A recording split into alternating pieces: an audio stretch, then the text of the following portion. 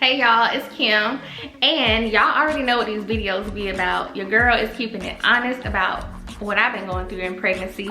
Y'all know pregnancy is beautiful, or you may not know. You may not have a baby already, but pregnancy is so beautiful. But y'all, they don't tell y'all all the other stuff you go through while you're pregnant.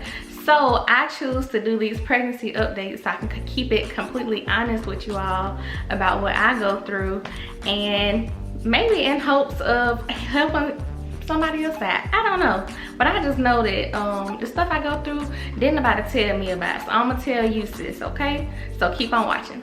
So I am only doing 1 week. Let me turn my backlight down. So I'm just doing 1 week, which is 36 weeks, and from this point forward I plan on doing the weekly updates. So starting with 36 weeks, I have been experiencing cramps, and when I say cramps, I mean nothing like too major, nothing too painful, but they're there. And so under cramps, I have Braxton-Hicks. So it's either cramps or it's either Braxton-Hicks. Y'all, that be kind of like the strange part, because sometimes like they say, well, Braxton-Hicks, your stomach get hard and it's uncomfortable but not painful. But sometimes your baby might ball up and you might confuse it with Braxton-Hicks. Or sometimes you may get those period cramps and you don't know if this is just like your stomach cramping just because, or if it's Braxton-Hicks. So y'all, to be honest, for me to be 36 weeks, I still haven't quite pinpointed what exactly is cramps or stomach ache, baby balling up, or Braxton-Hicks. And I'm just being honest, sometimes I just don't know. I'm definitely experiencing a lot of pressure in my pelvic region.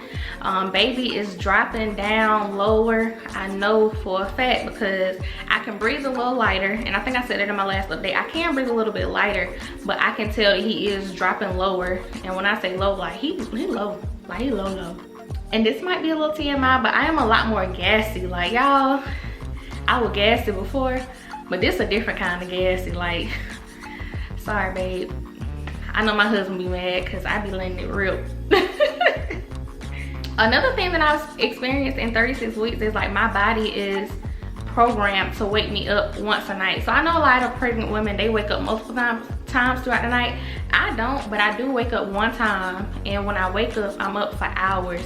So I might be up for an hour and a half or 2 hours, and I don't know why, like, but once I get up to go to the restroom, I'm up. I cannot go back to sleep. It's not fun, but I don't know why. So the dreaded hemorrhoids, they are still there. I have been using a heating pad. My mom told me about a heating pad, so I did try that, and that was very helpful.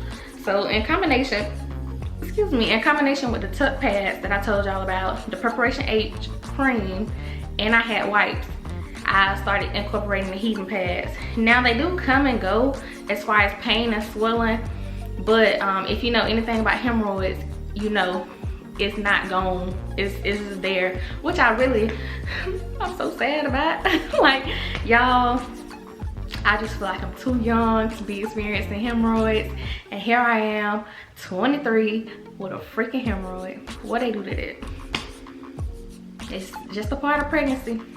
I am experiencing minor back aches, nothing too painful, but they're there. And I have been to the chiropractor before. I'm kind of debating on if I want to go again before labor, but you know, it's nothing just terrible. Like I don't experience some bad pain. So this is nothing compared to what I have experienced before.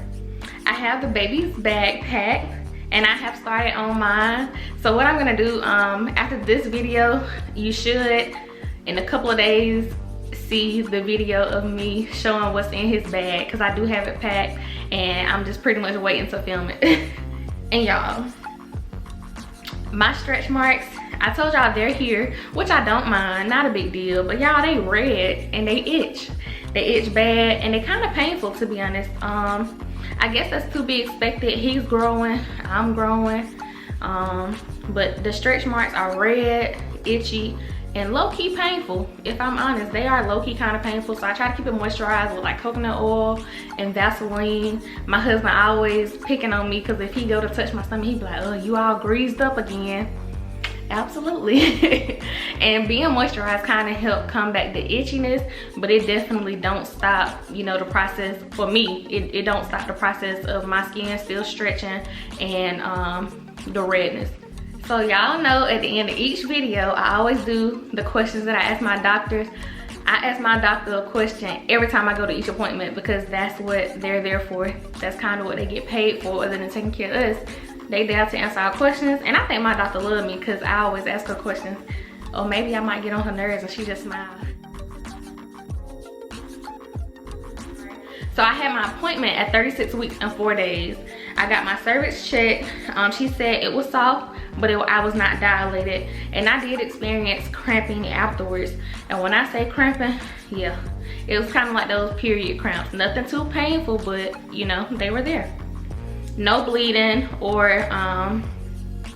anything, no spotting or anything like that. I know a lot of people were saying online, because I was nervous about getting my cervix checked. A lot of people were saying online that they bleed and it was painful and this and the third.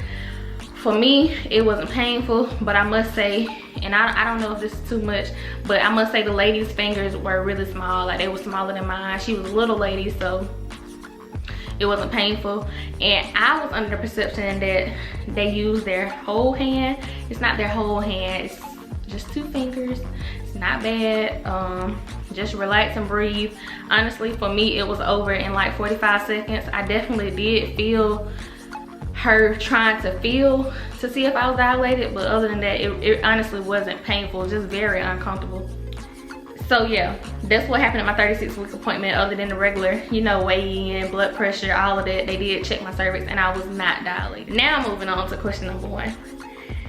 So when I had my ultrasound, casing was facing towards my back, and my ultrasound tech had me under the impression that that was not a good thing.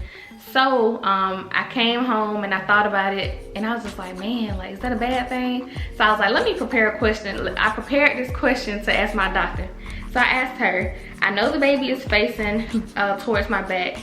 Would you rotate him when he's coming out? Or, you know, is that something that he'll do by himself? And she said, no, he is in a position that he's supposed to be in. She said he may rotate on his own when his head is out, but the positioning is perfect. So I think, you know, my tech was telling me as a fun fact, like, oh, he's facing towards your back, which is really good. But she didn't say that's good. She just said it in a way of, in a sense of, oh, he's facing towards your back. And my last question to her was, will sex help induce labor? And she said it's not scientifically proven that sex will put you into labor, but I'm finna school y'all real quick. Sperm has prostaglandin in it, and when you go to the hospital, they give you a false prostaglandin to soften your cervix. So I mean, just think about it. You got the real deal, or you got what they give you at the hospital, which is a fake, or I don't know. She did say it was a false prostaglandin. So she said that's what they give you at the hospital to help soften your cervix. Ultimately could cause contractions. So she said when you have sex, basically wait 5 to 10 minutes before you go to the restroom or take a shower. Whatever you do, just wait 5 to 10 minutes so that the benefits from the sperm can help. That's what she said. I don't know, y'all. I don't know. At this point, I'm just like, as long as he ain't past due, I'm okay. But let me figure out what I need to do to make sure that he ain't past due, you know? And we're gonna go ahead and move right along to the end of the video questions. Question number 1 is, what do you like? And I like that everybody is counting down with me. Like, everybody is so excited about him arriving. People be like, you know, you ain't dropped the baby yet? I'm like, sis, we still got 4 weeks. Some people like are really anxious though. They so excited, which I really like. Question number 2 is, what do you not like? And I don't like the pelvic pressure. You can be walking and you just have to stop because that pressure is just so intense. Like, question number 3, what are you excited about? And I'm just excited about meeting him, y'all. I get to see his little face. I get to rub his cheeks, rub his little ears. It's just, I don't know, y'all. It's like a feeling like no other. And I kind of get it now, like why moms go so hard for their babies. Like, I just can't wait to meet my son. Like, Kim got a baby on the way, and he mine and Denzel, baby. And y'all know I love me some Denzel, so just imagine the love that I have for my child. I feel so blessed, y'all. I kind of get emotional, like I'm about to be a mom, but not only that, I'm about to meet my son. God is good. God is good. And the last question is, what are you nervous about? And I'm just nervous about the unexpected, because I know that, you know, when you're in labor, some things can be stopped and some things can happen that you have no control over. So I'm just kind of nervous about the unexpected. But again, I pray, I have faith, but you can't be oblivious to the fact that things can do and will happen, you know? So, excuse me, I'm definitely being optimistic, and I'm definitely like not going in like, oh my gosh, something's gonna happen. But it's just like, you just never know, you know? So I think that's kind of one thing that makes me nervous. Like, I just never know what can happen, because it can happen. But you guys, that is the end of this video. I hope that you all enjoyed. I'm out of breath. It's getting real.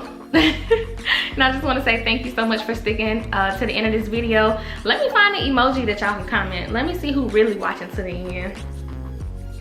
Let me find an emoji. The last emoji that Zell sent me, we're gonna use the last emoji he sent me. The last emoji he sent me was a crying laughing face. Nah, I don't want y'all to comment no crying laughing face, because then people might be like, what they laughing at? Why they keep laughing? So let me find the emoji before that he message me. So we're gonna use the muscle emoji. So comment down below the muscle emoji. That's how I'm gonna know if you watch my video to the end. But let me go ahead and wrap it up. I'm Kim. Thank you so much for watching my video. If you liked it and you're not subscribed, go ahead and subscribe. Become a part of my family. Follow the journey with us. And yes, as I always say, I love you, but God loves you more. Bye, everybody.